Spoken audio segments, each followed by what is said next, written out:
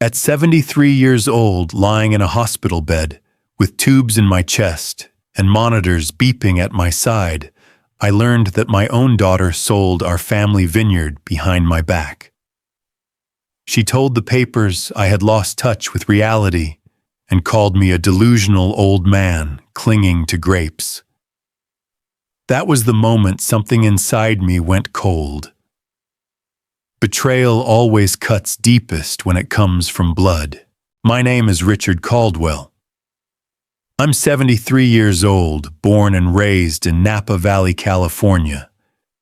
Most folks around here know me as a simple vintner, the man who drives an old Toyota pickup, wears the same faded khakis to church on Sunday, and still insists on pruning his vines by hand.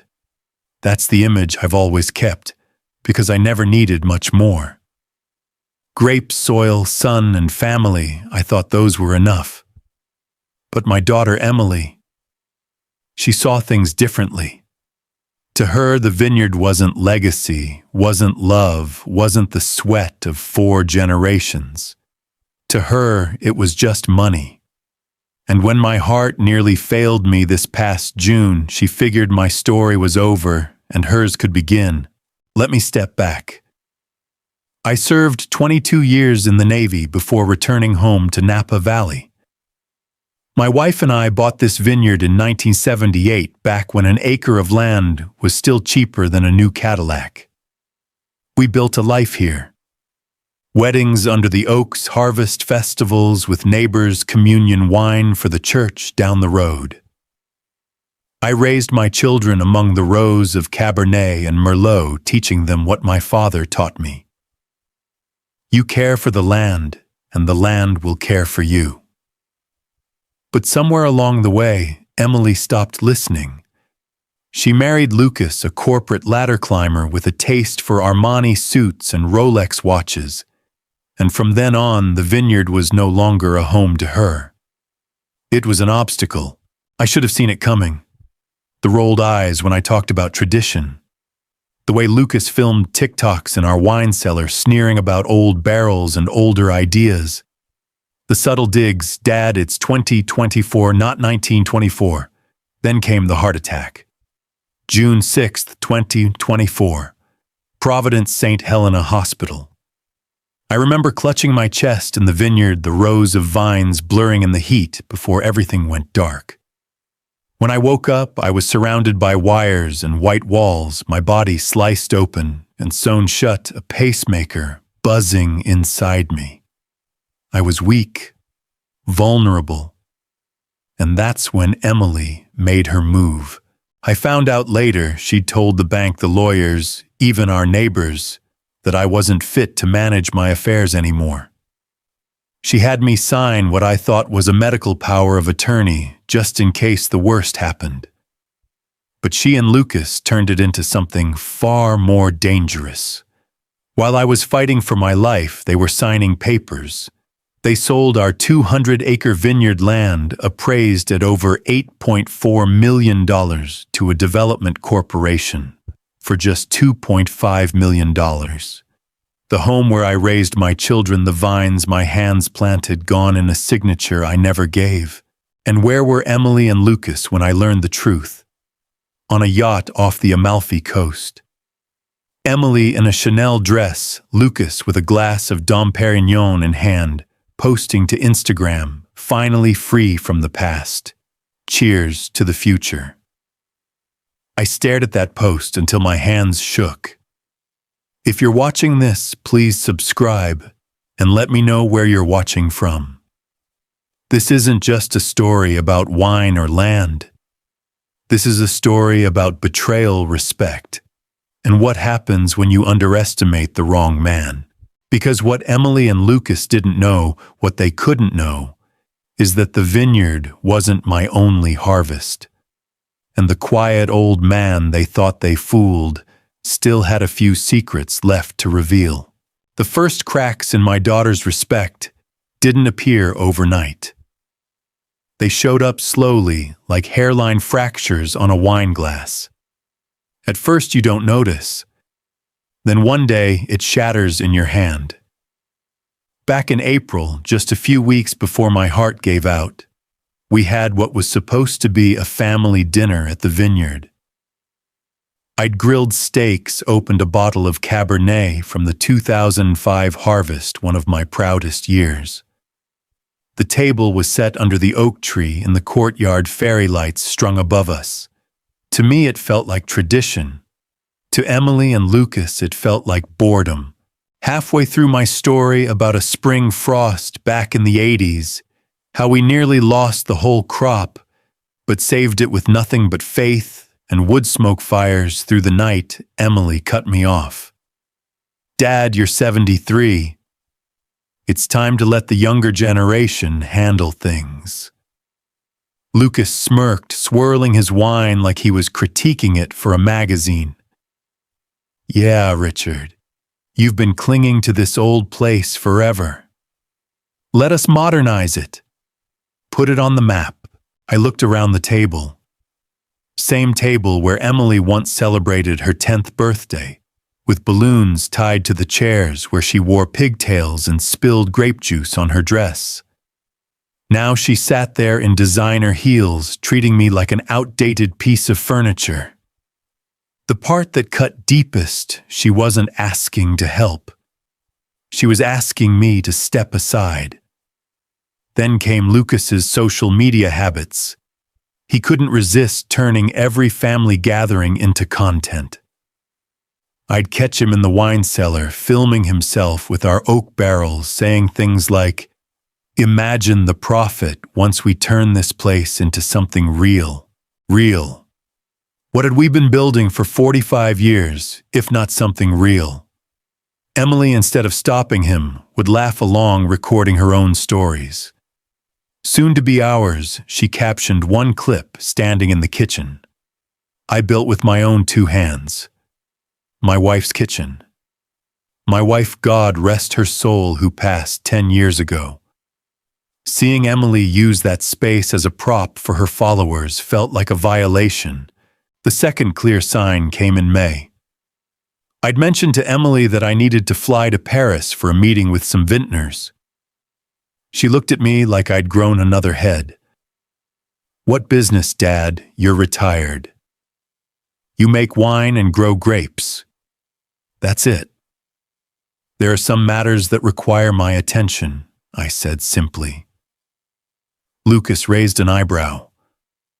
"Who are you meeting with? Are you sure you're not—" Confused. That word landed heavy.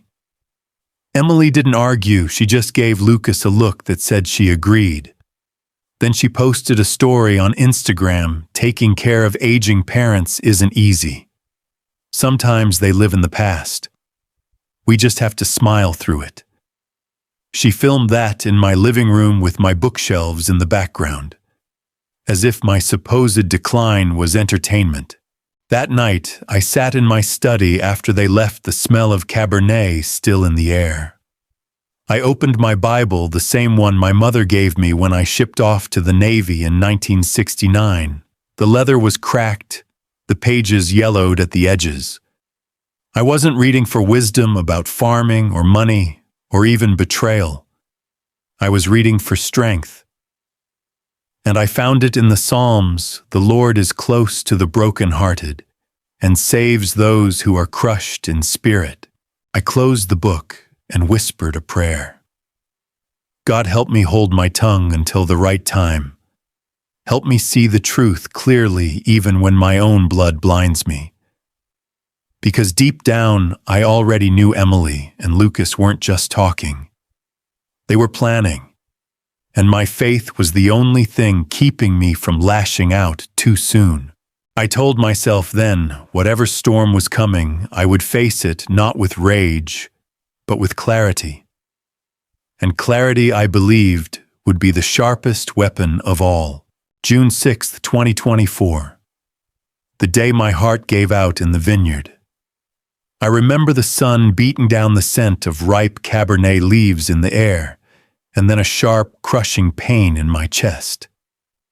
I fell between the rows, the soil pressing into my palms, breath ragged. The next thing I knew, there were fluorescent lights above me and voices shouting medical terms I barely understood. Tubes, machines, and darkness again. While I was lying in Providence St. Helena Hospital, cut open and stitched back together, Emily and Lucas were in my office rifling through drawers. They had found the power of attorney I'd signed weeks earlier, a limited one meant only for medical emergencies. They twisted it, forged a few signatures, and turned it into a weapon. I didn't know it then. I was busy fighting for my life. But they were busy fighting for something else, control. By June 10th, I was in recovery, drifting in and out, too weak to question the papers they slid under my nose. Lucas spoke gently, like he was the dutiful son-in-law. "Dad, just some insurance forms, in case of complications. You don't need to worry." My hands trembled as I scribbled my name. Morphine made the letters blur. I should have asked more questions. Instead, I trusted them, the one mistake I swore I'd never make again. 3 days later, while I was still unconscious from a second surgery, Emily and Lucas walked into Napa Valley Bank with forged documents and the 200-acre deed. They sold the Vineyard, the land my wife and I bought for pennies in 1978, the soil my children once ran barefoot across, to a development corporation for $2.5 million. They didn't even get close to its real value. I'd had it appraised 6 months earlier for estate planning $8.4 million. They sold it for less than a third. And here's the part that stung worse than the chest scar: they didn't sell it to pay my medical bills or to save the family from debt. No, my hospital costs were $180,000, and I had already prepaid them out of a private account. No burden on them, no need. They sold it for themselves. On June 20th, while I was still relearning how to stand upright with a walker, Emily posted a photo of herself on a yacht off the Amalfi Coast. She wore a white Chanel dress, Lucas in an Armani blazer beside her. Both held crystal flutes of Dom Perignon. Her caption read, "Finally free from the past. Cheers to the future. Blessed. New beginnings." The irony. That past she toasted away was the vineyard her grandparents built, the same vines that had paid for her education, her wedding, even the down payment on her first condo. 2 days later came another post, Lucas in a Gucci linen shirt, Emily showing off a Hermes Birkin bag, champagne sprayed in the background. The tag, Capri. The cost of 1 week on that yacht was more than I'd made in 5 harvests back in the 80s. When I returned home in August, weak but walking, I found a thick white envelope waiting in the mailbox. Inside was a letter on glossy stationery. "Dear Mr. Caldwell, thank you for your recent land sale. We are excited to announce the construction of Napa Valley Grand Resort on the property formerly known as Caldwell Vineyards. Groundbreaking is scheduled for October 1st. I must have read that line 20 times. Formerly known as Caldwell Vineyards. I sat at my kitchen table staring at the oak surface where my family had shared thousands of meals and felt something break inside me. I called the bank. They confirmed the sale was legitimate. Power of attorney. All signatures verified. I called Emily. Oh, that she said casual, as if I'd asked about the weather. "Dad, you were in no state to make decisions. Lucas and I handled it. It was time. Time for what to move forward. To liquidate. To secure our financial future. You nearly died. We had to be practical. Practical." That was her word for it. Selling 4 generations of blood and sweat for pennies to fund champagne sunsets. I hung up the phone, my chest aching not from surgery this time, but from the cold truth pressing in. Emily thought she'd won. She thought the vineyard was hers to erase, and her father was too weak, too old, too naive to fight back. She was wrong. I didn't yell. I didn't storm into Emily's house or threaten to cut her out of my will. That would have been too easy for her to dismiss as the ramblings of a sick old man. Instead, I made coffee. Strong, black, bitter. I sat at the oak table in the kitchen where I'd eaten breakfast for 40 years, and I started thinking. Emily believed she'd taken everything from me, the land, the vines, the legacy. What she didn't know was that the vineyard wasn't my only harvest. Back in the late 1980s, while Emily was still in pigtails, I had started tinkering with ways to improve vineyard yield.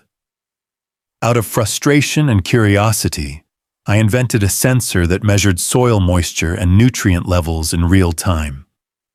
What began as a backyard experiment turned into a patented system that caught the attention of a few investors in France. By 1995, that little invention became the foundation of a wine technology company. Today, that company, Caldwell Viticultural Technologies, operates in 12 countries, holds 600 patents, and has a current valuation north of $520 million. And me, I still live in the same farmhouse, still drive my dented Toyota, still wear the same straw hat in the fields. Because that's who I am. A farmer. Emily never knew. Neither did Lucas. They thought the old man was clinging to grapes while the world passed him by.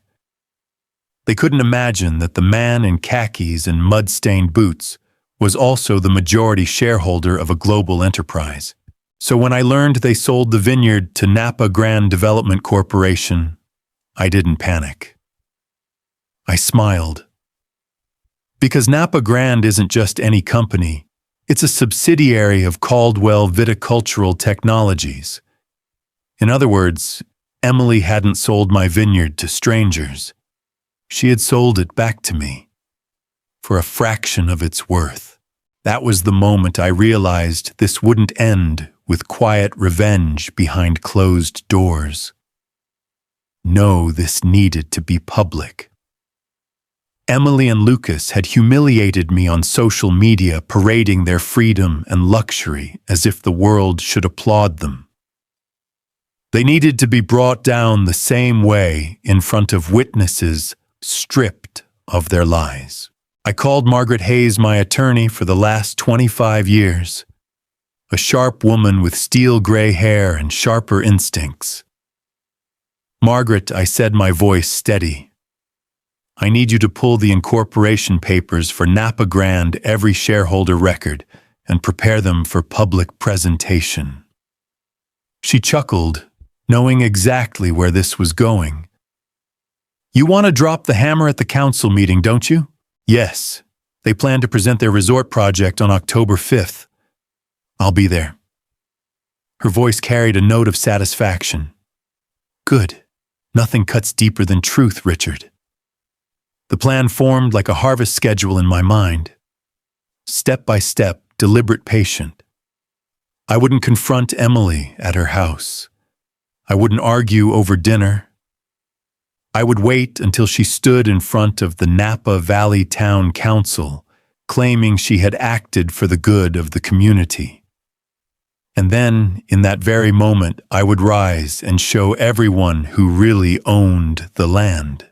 The daughter who once mocked me as an irrelevant relic would face her father as the man he truly was. If you're still watching with me to this point, type 1 in the comments. Because from here, the story isn't just about betrayal, it's about revelation. Emily thought she buried me with forged signatures and champagne posts. But she forgot one thing: the roots of truth run deeper than lies. And on October 5th, in front of the whole valley, I intended to prove it. October 5th, 2024, Napa Valley Community Hall. The same place where we used to host harvest festivals, potluck dinners, and town meetings about irrigation rights. That night, the room was lit brighter than usual, filled with nearly 100 neighbors, farmers, business owners, and council members. But this time, the agenda wasn't community farming. It was the unveiling of the Napa Valley Grand Resort project. I walked in quietly, wearing my usual khakis and a navy blazer that hadn't seen the light of day since my wife's funeral. People nodded to me, some with polite smiles, others with surprise. They'd heard the rumors. They knew Emily had sold the vineyard. They thought I'd be too broken to show up. Emily was at the front in a black Chanel dress that shimmered under the overhead lights, her blonde hair perfectly styled. Lucas stood beside her, sharp, in a tailored Armani suit. Chelsea boots, polished cufflinks gleaming, and of course, Lucas had his phone out live streaming the event. "Good evening, Napa Valley," he said into the camera with that salesman's grin. "We're here tonight to share some exciting news about the future of our community." Emily took the microphone, her voice smooth, rehearsed. "For 4 generations, the Caldwell family has tended this land. But times change. Farming alone isn't enough anymore. My father Richard recognized this after his health scare, and together we made the difficult decision to transition our vineyard into something that would serve everyone, not just one family." The audience murmured with approval. It sounded noble, sacrificial. She was good, I'll give her that. Our partnership with Napa Grand Development, Emily continued, will bring jobs, tourism, and prosperity to this valley. The Napa Valley Grand Resort will be a landmark of progress, a symbol of looking forward instead of clinging to the past. Clinging to the past. That phrase hit me like a whip. The same words she'd used at dinner, dismissing the very soil that raised her. She smiled sweetly. "Tonight we want to thank this community for supporting us as we move forward. My father couldn't be here, but I know he supports this project fully, and that was my cue." I stood up from the back row. "Actually," I said, my voice carrying across the room, "your father is here." The crowd turned. Emily froze. Lucas lowered his phone for the first time all evening, his face draining of color. "Dad," Emily stammered. "What are you doing here?" I walked slowly toward the front, each step deliberate. The wooden floor creaked under my boots. I could feel 100 pairs of eyes following me. "I came to hear what lies my daughter had prepared for the community," I said calmly. And I wasn't disappointed. Gasps rippled through the crowd. Chairman Roberts, head of the council, looked from Emily to me like he'd just been thrown into a family feud he wanted no part of. "Mr. Caldwell," he said carefully, "would you like to address the council?" "Yes," I said. "I would." I turned to Emily. "You told these people I consented to the sale. That's false. While I was under anesthesia fighting for my life, you forged documents and sold my vineyard without my permission." Emily tried to recover. "Dad, you're confused. We discussed this. You signed, I cut her off. I signed a medical power of attorney, not a financial one, and you know it." The room buzzed now. Neighbors whispering, council members shifting in their seats. Lucas adjusted his tie, trying to salvage the moment. "Richard, with all due respect, this isn't the time." I faced him squarely. "The time is now. Because if my daughter is going to parade my name and my legacy in front of this community, then the truth deserves to be heard in front of them too." Emily's voice trembled. "You don't understand. It was for the good of the family, for the community. For the community," I barked out a laugh. Tell that to the Amalfi Coast. Tell it to the Dom Perignon bottles and the Hermes bags. That wasn't community service, that was theft. The room erupted. Some gasped, some clapped. Others muttered under their breath. Lucas grabbed Emily's arm. "Don't engage," he whispered, forgetting his mic was still on. The whole room heard it. I looked at Emily, my daughter, the little girl who once held my hand in the Vineyard rows, and I said, "You didn't just sell land, Emily. You sold respect. You sold trust. And worst of all, you sold it cheap." The silence that followed was heavier than any courtroom I'd ever stood in.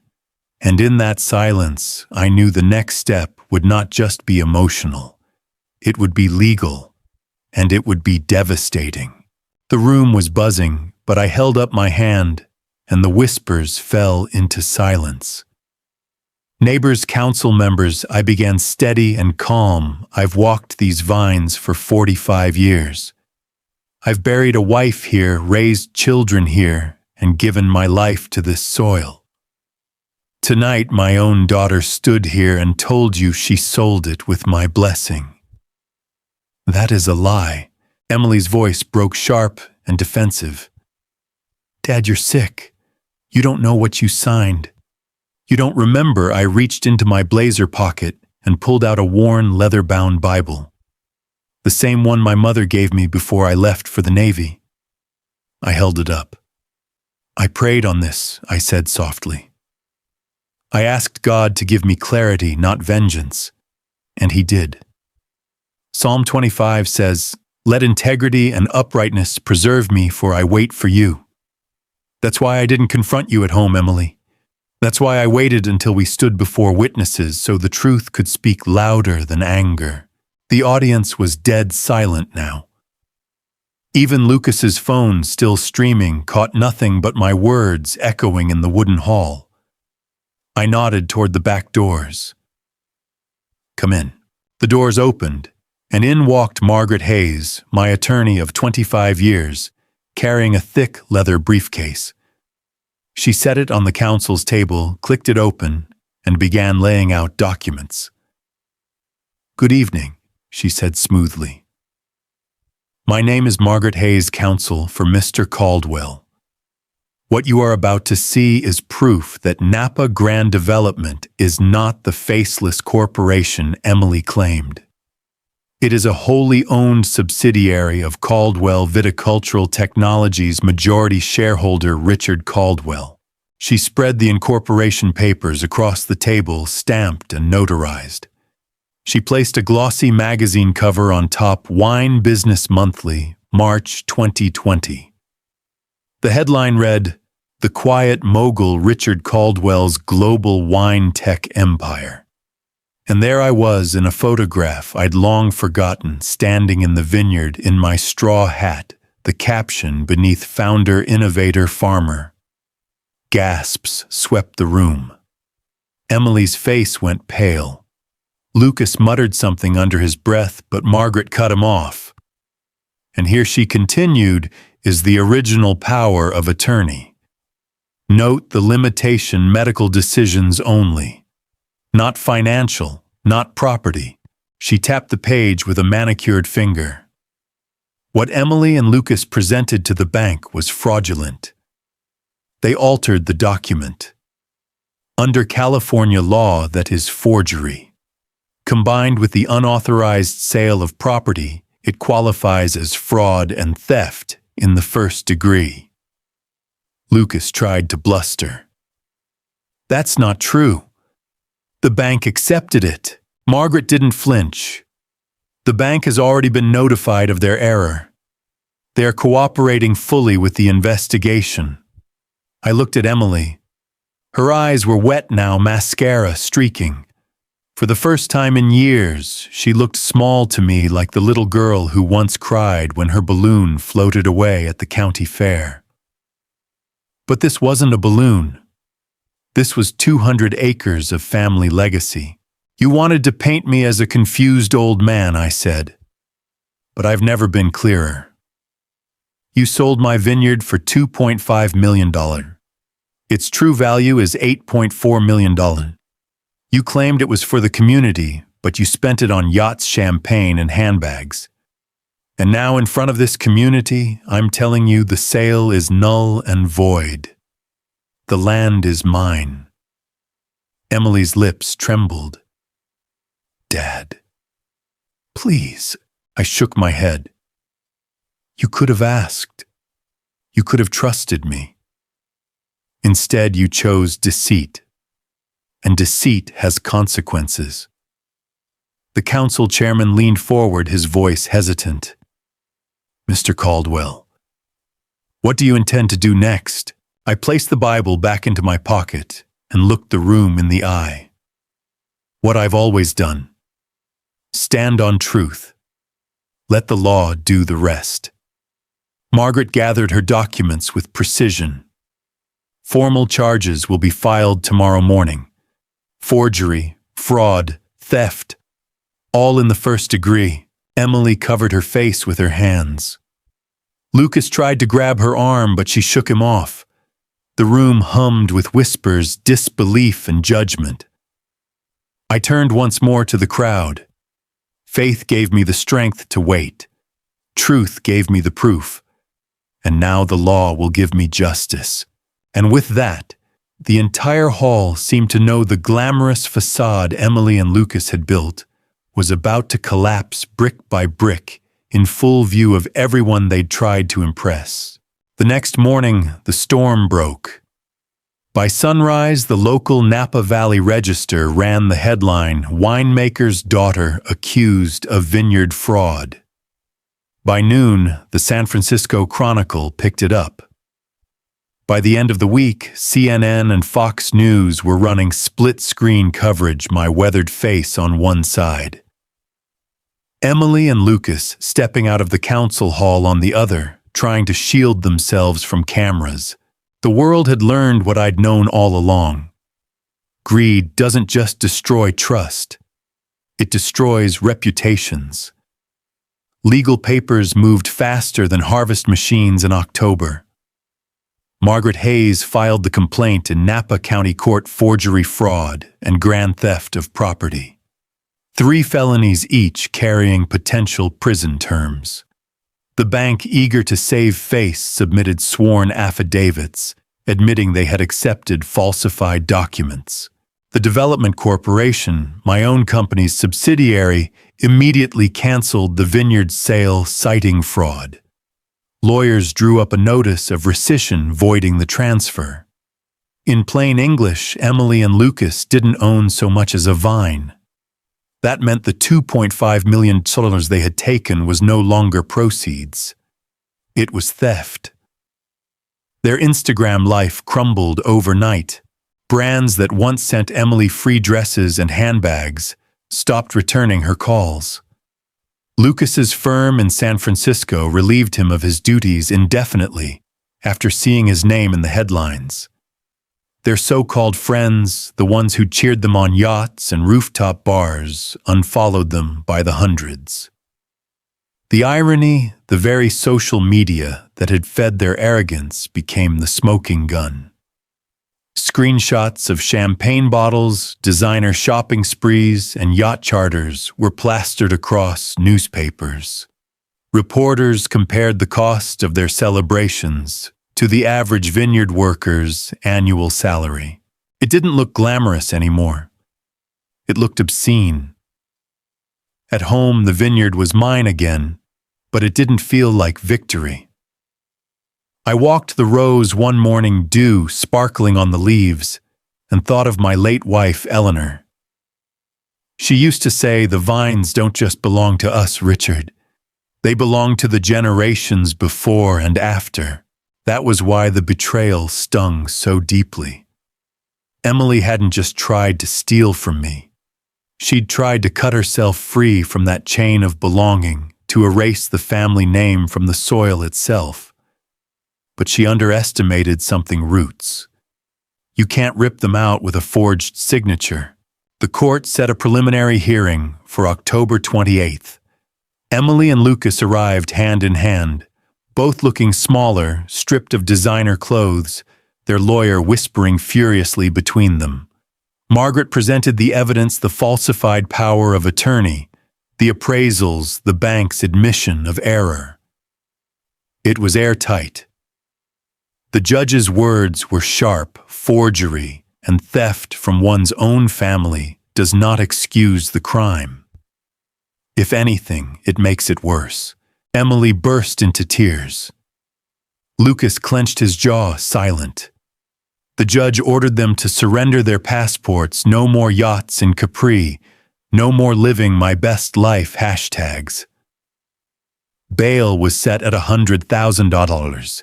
They barely scraped it together, mortgaging their San Francisco condo in desperation.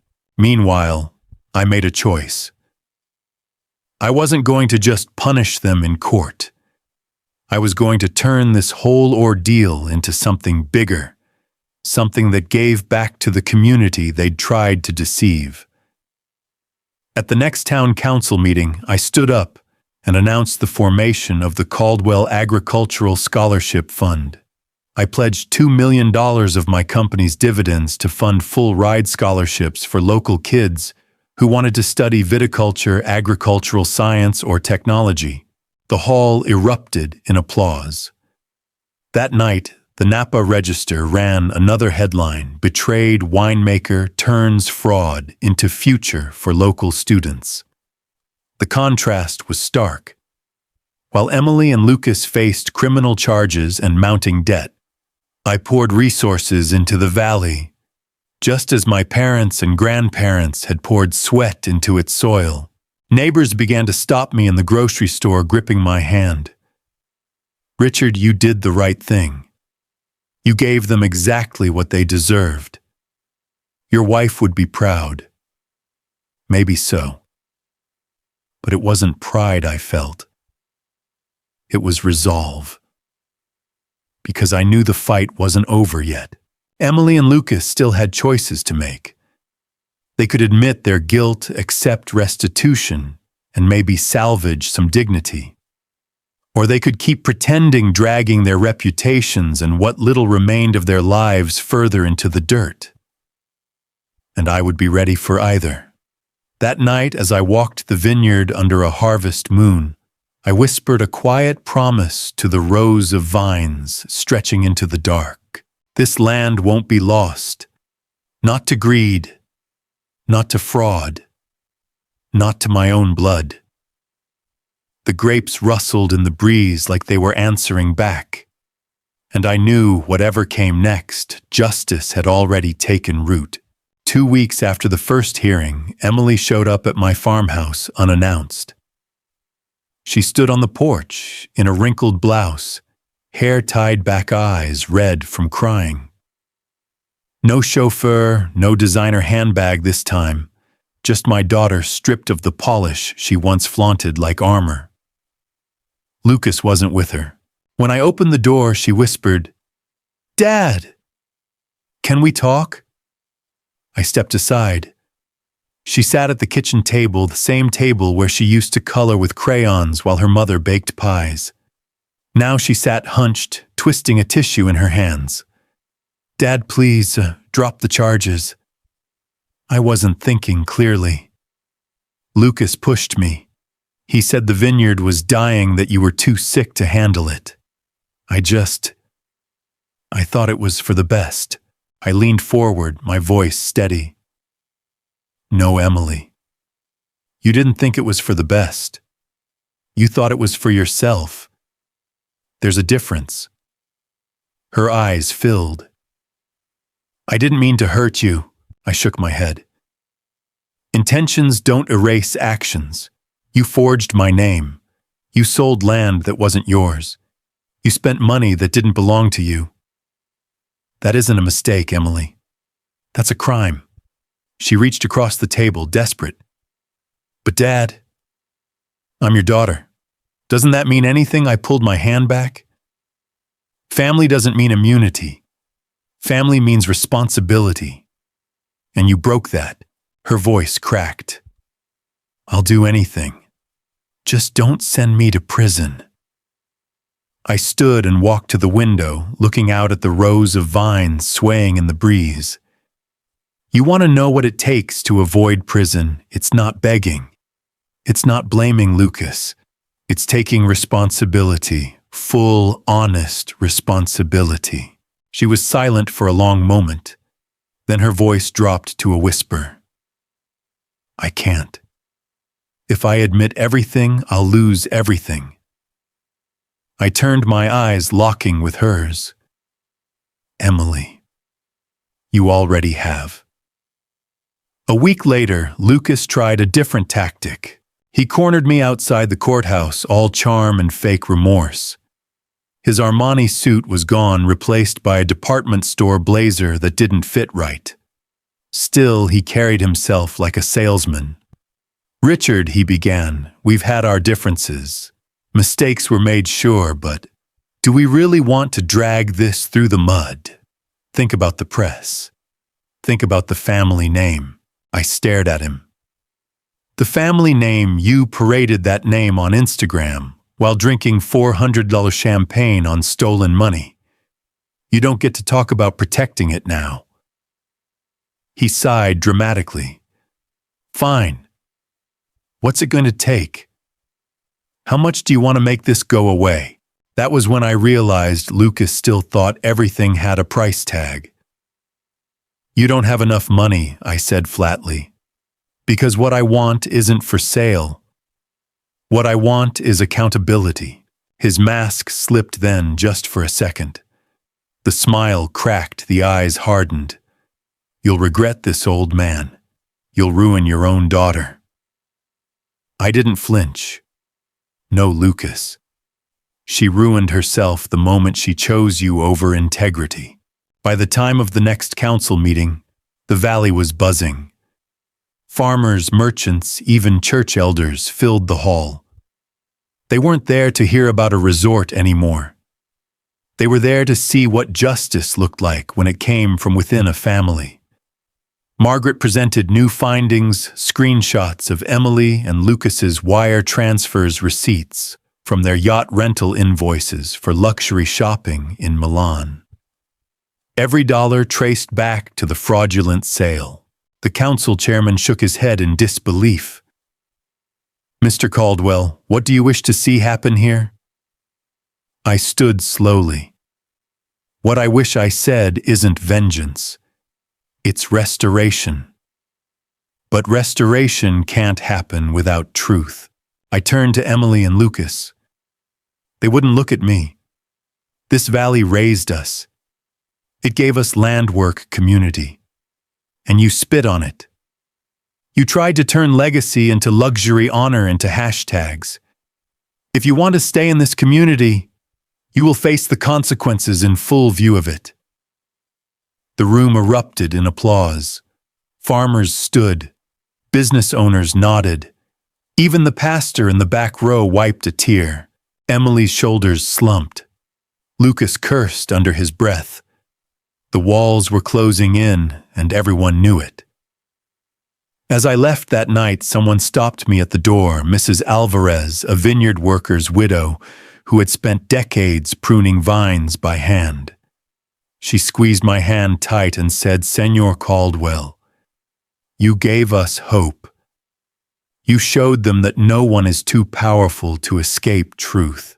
Her words stayed with me as I walked home under the October sky. Because this wasn't just about my family anymore. It was about setting an example. About proving that respect cannot be inherited, stolen, or bought.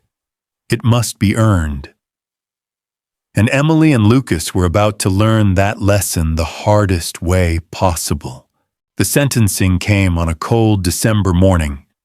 The vineyard was sleeping for winter, the vines bare and knotted the sky gray with fog. I drove to the Napa County Courthouse in my old Toyota, the same truck Emily once mocked for being outdated. Funny thing, it still ran smoother than the life she and Lucas had tried to build. The courtroom was packed. Journalists, neighbors, farmers, even some of Emily's old high school friends came curious to see how the story would end. Emily sat at the defense table in a plain navy dress, shoulders slumped, face pale. Lucas wore a cheap suit and a permanent scowl. The gloss of wealth was gone, stripped away by months of scrutiny. The judge read the charges: forgery, fraud, grand theft. He looked at Emily, then Lucas. You stand accused of betraying not just your own family, but this community. And though restitution cannot erase the harm, it can begin the process of repair. Emily sobbed openly. Lucas just clenched his jaw. The sentence: 5 years probation, 1,000 hours of community service, and $3 million in restitution. The restitution stunned them. Emily whispered frantically to her lawyer. We don't have that money. How can we? The judge silenced her. You should have thought of that before spending $200,000 on luxury goods and yacht rentals. You'll pay it back over time, dollar by dollar. Through wages, through asset forfeiture, through whatever means the law provides. I watched silently as reality crushed them. Back at the Vineyard, life began to heal. The Vines didn't care about Instagram scandals or court hearings. They waited for spring for pruning and sunshine. And I decided that I too would begin again. The first thing I did was gather the community. Farmers, students, workers, neighbors. We stood in the courtyard under the oak tree, the same place where Emily once mocked me for clinging to the past. I told them the Vineyard wasn't just restored, it was reborn. I announced the Caldwell Agricultural Scholarship Fund, $2 million, to send local kids to universities to study viticulture, agricultural engineering technology. This vineyard isn't just about my family name, I told them. It's about feeding futures, not egos. The applause that followed wasn't for me. It was for the idea that betrayal can be turned into blessing, that something broken could still produce fruit. Reporters asked if I forgave Emily. My answer was simple. Forgiveness doesn't mean forgetting. It means facing what happened and choosing how to move forward. She chose deceit. I chose truth. We'll see if one day those roads can meet again. Some people said I was too harsh. Others said I was too merciful. But I knew I was simply honest.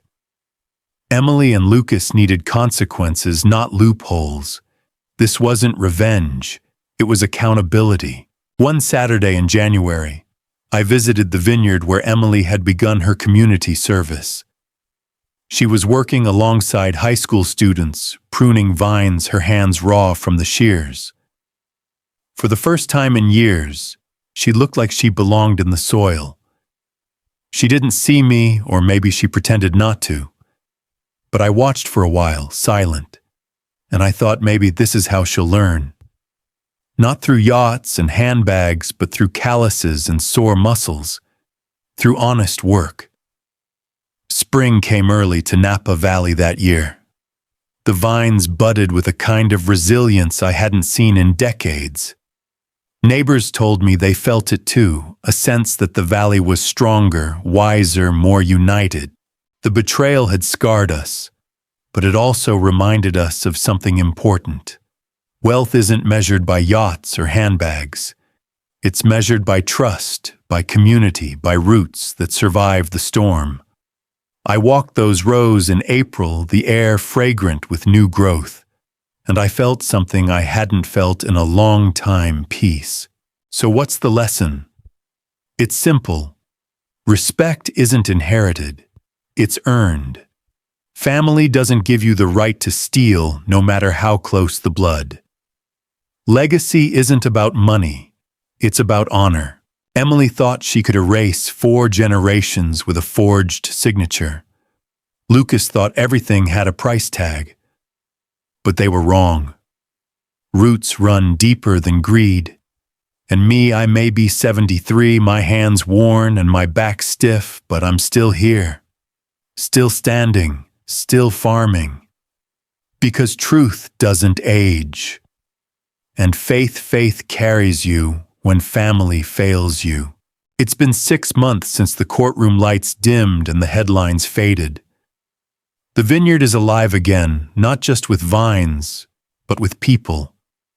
Young students on scholarships walk the rows with notebooks in hand, studying soil moisture levels, testing equipment my company built years ago. The same land Emily tried to sell for quick cash has now become a classroom for the next generation. That's the irony of betrayal. What was meant to end something became the start of something greater. I sit most mornings on the porch of the farmhouse, Bible in one hand, coffee in the other, watching the sun rise over the valley. The fog lifts slowly from the hills, revealing row upon row of vines stretching out like green soldiers. And in that quiet hour, I pray. Not for revenge, I've had enough of that. I pray for clarity, for peace for my daughter. Faith carried me when nothing else could. When Emily called me a delusional old man clinging to grapes, I wanted to scream. When Lucas waved forged documents in front of bankers, I wanted to fight. But Faith whispered, "Wait. Truth will have its moment." And it did. Psalm 37 has been my companion these months. Be still before the Lord, and wait patiently for Him. Do not fret when people succeed in their ways, when they carry out their wicked schemes. That verse became my anchor. Because make no mistake, Emily and Lucas's scheme looked successful at first.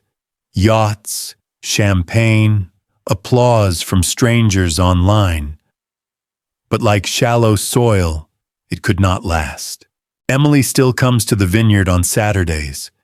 She prunes weeds, hauls buckets, fulfilling her court-mandated hours of community service. The first weeks, she worked with her head down, bitter and silent. But lately, I've noticed a change. She greets the field hands. She thanks the supervisors. Sometimes she even hums while she works. Last week, as the sun dipped low, I walked past her row. She paused, wiped her brow, and for the first time in years, looked me in the eye. "Dad," she whispered, voice breaking, "I'm sorry." I didn't answer right away. I just studied her face streaked with sweat and dust, so different from the polished mask she wore on yachts and in Chanel. I finally said, "Keep working. Keep learning. Respect isn't earned in a sentence. It's earned in a lifetime." She nodded and went back to clipping. It wasn't reconciliation, but it was a start. Lucas, he didn't last. After 3 months of community service, he skipped out, violated probation, and tried to run. He was caught in Los Angeles, hiding in a rented apartment, and now faces prison time. That was his choice. Emily will carry her own cross, but at least she is carrying it. And me. I've chosen to live by the same principle I always have. Build quietly, plant deeply, and let faith water what time will harvest. The scholarship fund has already given 5 local kids a path to college. One of them, a boy named Javier, told me last week, "Mr. Caldwell, I want to come back here after I graduate. I want to make wine with you." I smiled at him. Then this vineyard will have done its job, because that's the real legacy. Not yachts, not handbags, not fake followers. Real legacy is planting something that will outlive you, something that feeds both body and spirit. People sometimes ask if I do it all differently, if I regret not telling Emily about my wealth sooner, if maybe transparency could have prevented her betrayal. I think about that. And then I remember greed doesn't need ignorance. Greed feeds on opportunity. If it hadn't been secrecy, it would have been something else. No, I don't regret it. Because through all of it, I learned this truth always outlasts deception. And faith is what makes you strong enough to wait for that truth to shine. So if you followed my story this far, let me leave you with this: family betrayal can break your heart, but it doesn't have to break your spirit. Your dignity, your faith, your roots. No one can take those from you unless you hand them over. If you believe respect must be earned, not demanded, subscribe and share this story. Tell me in the comments where you're watching from. Because stories like mine aren't just about vineyards or money. They're about every parent, every grandparent, every person who's ever been underestimated. And maybe, just maybe, someone out there who's living through their own storm will hear these words and remember: truth runs deeper than lies, and faith runs deeper than fear. That's how I survived. And that's how, in the end, I won.